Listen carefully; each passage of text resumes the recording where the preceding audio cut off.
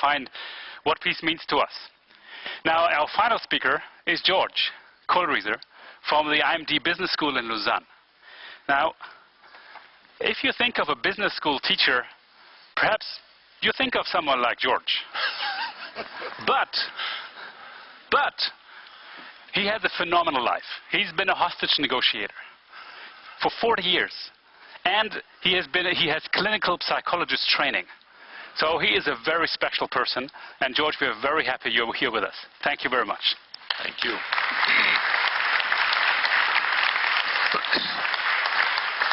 Thank you. Peace starts in the mind. War starts in the mind. Conflict is mindset. It's about difference. It's about difference that's perceived in some emotional way. It can be as a loss, can be with fear, can be about survival, about identity. But the battle for peace has to start in the mind. And what's interesting about the mind is that the individual is driven to survive. If you are in a safe place, if you feel certain safety, there's not going to be a problem about that. You're going to be okay. But it's in those environments where you are taught, where you are encouraged to think about difference as negative. We have to embrace the positive side of difference and find the beauty in it, not the danger. Now, as a hostage negotiator, I want to demystify what hostage negotiators do, because you could all learn to be a hostage negotiator. You may not want to. That's another point. I've been a hostage myself 4 times, not because I exchanged or because I was caught in a dangerous situation, but because of circumstances, that's what happens. What hostage negotiators do is, first of all, work with mindset. What is in the mind of that hostage taker? And they have to build a social, emotional bond to that person. Without the bonding, no negotiation is going to work. And the bonding is possible even with somebody you don't like. That's the challenge. If you like somebody, it's easy. But it's when you don't like somebody, when they irritate you, when they have a difference of some kind. So you build a bond, and then you engage in a dialogue and concession making. And what happens is that the goal is to get the hostage taker to give up his weapons, give up his hostages, and come out knowing he's probably going to go to prison. The success rate is about 95%. Now, that's a science and an art. And it's based on the fact that the hostage negotiator must be communicating some kind of interest or caring. And I just published a book called Caring to Dare. And I didn't realize this was going to create such a controversy. I should have known. But the idea that leaders care, political leaders care, the idea of people being oriented towards concern about the other, that seems unnatural. But for some people, it's a foreign concept.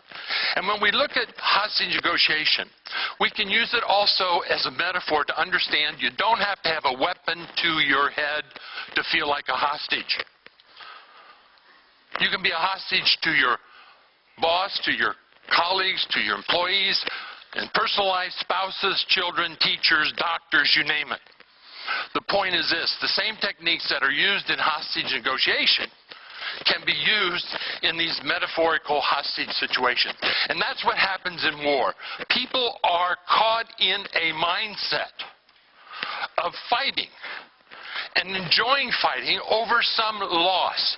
And that's the second point I want to really make tonight, is that loss fuels conflict, fuels wars. Whether it's loss of identity, loss of something that's happening with your tribe or social group, loss of land or country, loss of money, but loss is always behind it. I've never seen a hostage situation or a major act of conflict not preceded by a loss. And we know this from behavioral economics, that loss is always going to be more powerful in motivating most people, 80% to 20%, rather than benefit, because we think benefit's going to motivate.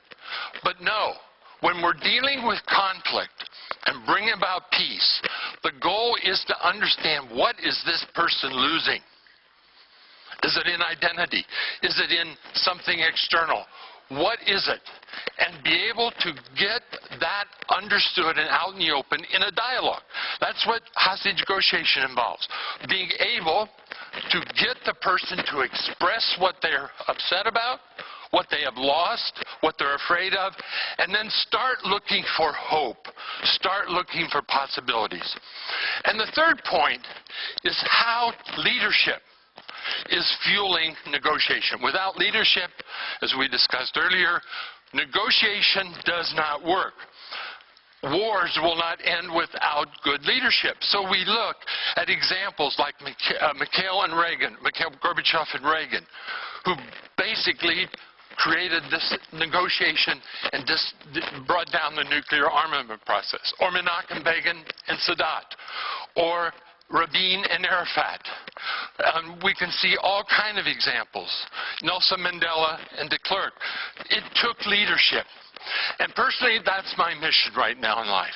And also to work with young people, because, let's face it, things are not looking that good. But hope is in the young. The hope is in a new mindset.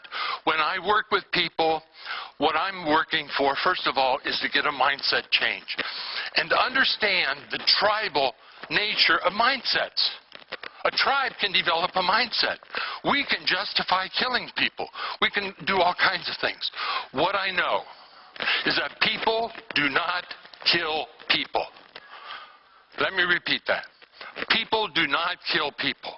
They kill an object. They kill a thing. They kill an enemy. Some demonization, so that they can justify doing what they're doing.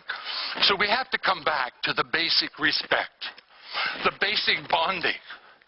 I am, in my career, had a wonderful opportunity to talk to people who were very different. Different cultures, different ideas, even psychotics. And to be able to form a bond with somebody who is psychotic or who is threatening or totally paranoid is a very, very interesting experience. But it's possible. And an example is a little old grandmother. I really admire her. She wakes up in the middle of the night, this man standing over her bed with a club, ready to kill her. She looks up. Her granddaughter's in bed with her. She puts her hand on the granddaughter's head, and she says to the man, "You must be cold, and you must be hungry." He hesitates. She continues, "Let me make you some soup." She gets out of bed, walks him into the kitchen, arm in hand like the little old loving grandmother, caring, and they eat. They talk. And she says, "It's too cold out there. We need to make a bed for you behind the bed. You're going to catch a cold out in the snow." She goes back to bed. The next morning, the police arrive. He is a murderer who had escaped from prison, but more shockingly, he killed 3 people about 2 kilometers from her house. Now, she created so much bonding, he could not kill her. And that's the secret of the human mind. Humanization, personalization, and respect. And that is leadership. And that's why I think the future of conflict resolution is really at the individual level and how to build leadership. And we know that 85% of the violence in the world is committed by males.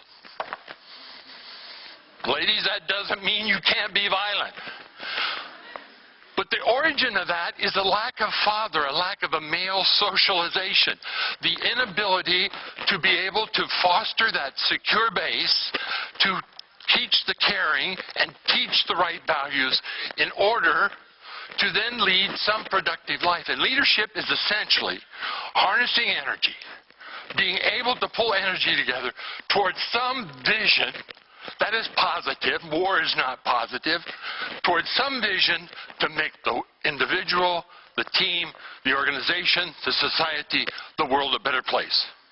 And that's the hope for resolving conflict and war, is get to the leaders. Thank you very much.